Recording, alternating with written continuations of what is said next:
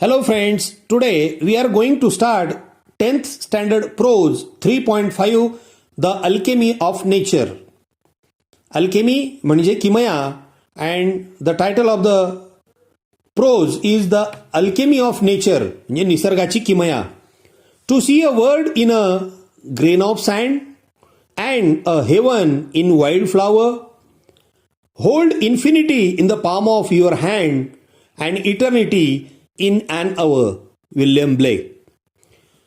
Wild flowers वन्य फुले, जंगली फुले, इन्फिनिटी अमर्यादपणा, पाम पंजा, इटर्निटी शाश्वतता. प्रसिद्ध कवी विल्यम ब्लेक यांनी वरील 4 ओळीमध्ये निसर्गाचे वर्णन केलेले आहेत. ते म्हणतात की समुद्राकाठची जी वाळू आहे या वाळूमध्ये आपण जग पहा, शेतांमध्ये जंगलांमध्ये बहरणाऱ्या वन्य फुलांमध्ये स्वर्ग पहा, त्याची अमर्यादपणा आपल्या हातांच्या पंजांमध्ये घट्ट पकडून ठेवा. एक तासभर तरी हे शाश्वत सत्य जाणून घ्या की निसर्गामध्येच खरा आनंद आहे, खरी मनशांती आहे. We instinctively turn to outdoor activities and nature as a way of relaxing and enhancing our wellbeing. Nature soothes and nurtures, nature fulfills and motivates, nature whispers and commands. Are you listening? New words are instinctively, सहजपणे, way of relaxing, आरामाचा मार्ग, enhancing, वाढविणे, well-being, कल्याण, हित, soothe, शांत करणे, दुःख कमी करणे, nurture, पालन पोषण करणे, fulfill, पूर्ण करणे, मोटिवेट, प्रवृत्त करणे, चालना देणे, व्हिस्पर, कुजबुजणे, कमांड, आज्ञा देणे. आपण घराबाहेर ज्या काही गोष्टी, ज्या काही बाबी करतो व निसर्गाच्या सानिध्यात जातो, त्याचा उपयोग आपण आपल्या जीवनातील आरामदायकता वाढविण्यासाठी व आपले शरीर व मन यांना रिलॅक्स करण्यासाठी करून घेऊ शकतो. निसर्ग आपले दुःख कमी करू शकतो, आपले पालन पोषण करतो, आपल्या गरजा पूर्ण करतो, आपल्याला चालना देतो. निसर्ग आपल्याशी कुजबुजतो, प्रसंगी आपणास सूचना देतो, आज्ञा करतो. What I do? It leaves me in a complete awe. We have a hibiscus plant in our garden. Every fortnight a flower blooms on it, big, bright and tender. Through the day it smiles with the sun and dances with the wind, but as evening approaches, it starts wilting. दरारा, वचक, hibiscus, जास्वंद, फोर्टनाईट, पंधरवाडा, tender, कोमल, नाजूक, approach, येणे, हाताळणे, wilting, सुकणे, कोमिजणे. मी काय करतो? मी नेहमी निसर्गाच्या सानिध्यामध्ये राहतो. आमच्या बगीचामध्ये एक जास्वंदाचे झाड आहे. दर 15 दिवसांनी त्यावर एक मोठे उजळ व नाजूक फूल उमलते. दिवसाच्या उन्हामध्ये ते फूल सूर्यप्रकाशासोबत हसते, हवेसोबत नृत्य करते. पण जशी संध्याकाळ होते तसे ते फूल कोमेजायला सुरुवात होते किंवा ते फूल कोमेजते, सुकते. The morning after it withers completely and by evening it falls and became one with the earth again. The flower comes to life only for a day, yet it does so in full splendor. What if we too live our life, however short, to its fullest? Withers, उमलणे, विखुरलेले असणे, Splendor, शोभा, वैभव, fullest म्हणजे पूर्ण. दुपारनंतर ते फूल पूर्णपणे उमललेले असते व संध्याकाळी ते कोमेजून पडते व खाली पडून जमिनीशी एकरूप होते. त्या फुलाचे जीवन 1 दिवसाचे असले तरी सुद्धा ते फूल अतिशय वैभवात आपल्याला शोभा देते. आपले अतिशय छोटे असलेले आयुष्य सुद्धा आपण अशा परिपूर्ण रीतीने का जगू शकत नाही? We went to a rocky beach and saw the spread of a majestic ocean and the rock alongside curved, sculpted and shaped by the water. Beach म्हणजे समुद्र किनारा, स्प्रेड ऑफ चाप फवारा, मॅजेस्टिक भव्य, ओशन समुद्र, रॉक्स म्हणजे खडक, carve कोरीव काम, स्कल्पचर कोरीव नक्षीकाम. आम्ही रॉकी बीच नावाच्या समुद्र किनाऱ्यावर गेलो होतो. त्या ठिकाणी आम्ही त्या भव्य पसरलेल्या समुद्राला पाहिले. त्या सभोवतालचे खडक, पाण्यामुळे कोरल्या गेलेले खडक, त्या खडकांवर पाण्यांमुळे झालेले कोरीव नक्षीकाम आम्ही त्या ठिकाणी पाहिले. What is so gentle, rock so hard, yet as the water flows over it every day. For years the rock gives in, it takes the shape that the water commands. Our problems are so colossal and we are so small, yet if we persist. Colossal, अवाढव्य, विराट, persist, टिकून राहणे. पाणी किती सौम्य व खडक किती कठीण. या खडकांवर रोज पाणी वाहते. वर्षानुवर्ष ते पाणी असेच वाहत आहे. पाण्याने जशी आज्ञा केली तसा आकार त्या खडकांना प्राप्त झालेला आहे.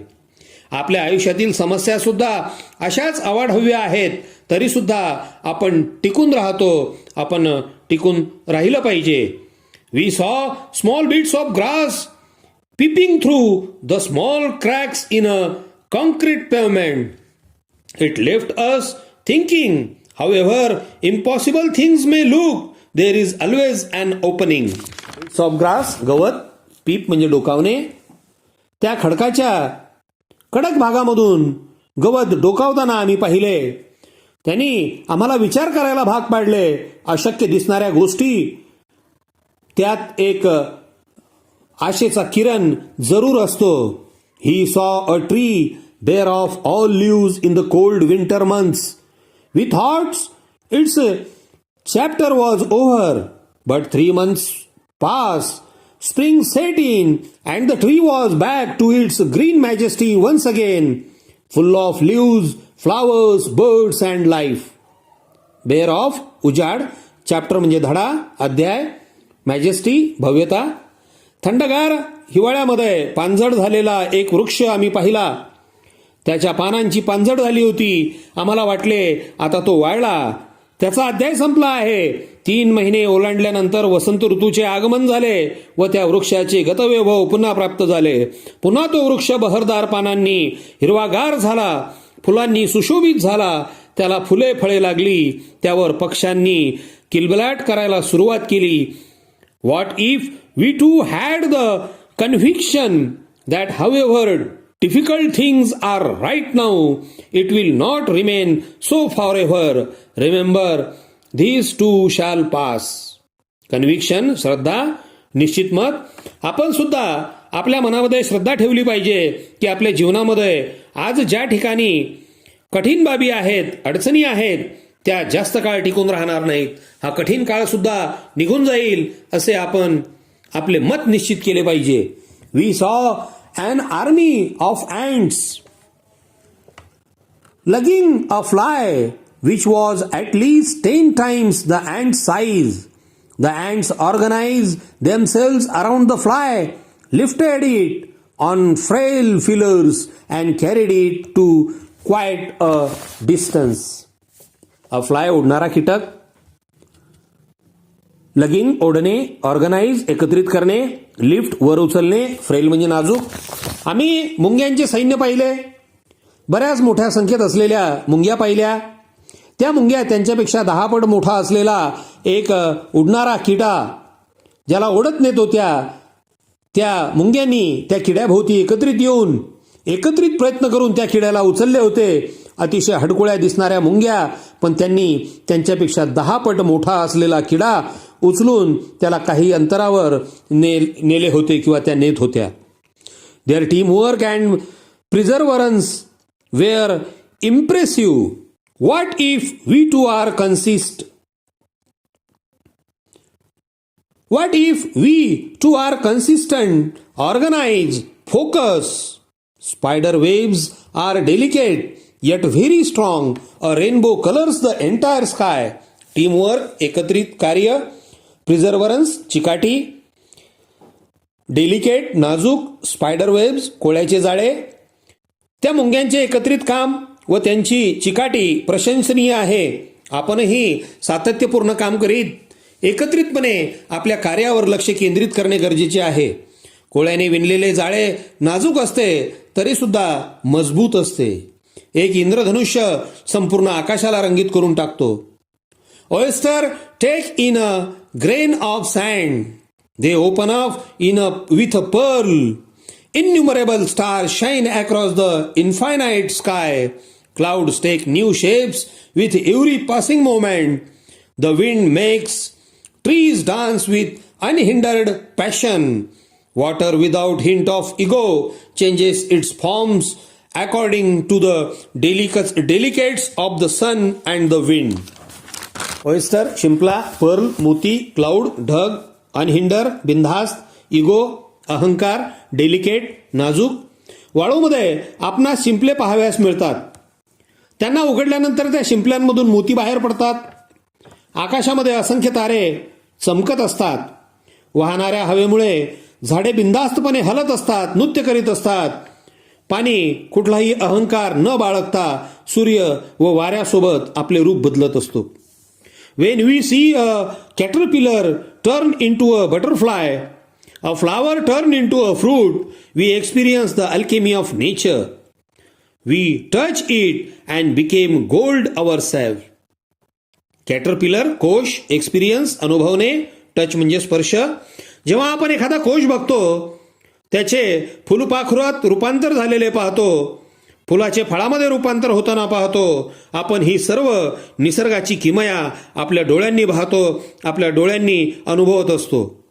अशाच पद्धतीने आपण आपल्या जीवनाला याचा स्पर्श जर करून घेतला तर निश्चितच आपले जीवन सोनेरी झाल्याशिवाय राहणार नाही.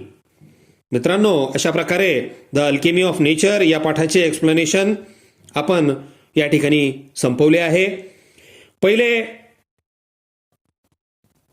पाठाच्या पुढच्या भागामध्ये इंग्लिश वर्कशॉप आपण सोडविणार आहोत.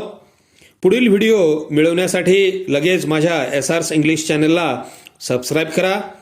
व्हिडिओच्या सुरुवातीस असणाऱ्या लाल अक्षरातील सबस्क्राईब या शब्दांना स्पर्श करा व पुढील व्हिडिओ सहजपणे आपणापर्यंत मिळवा. थँक्यू.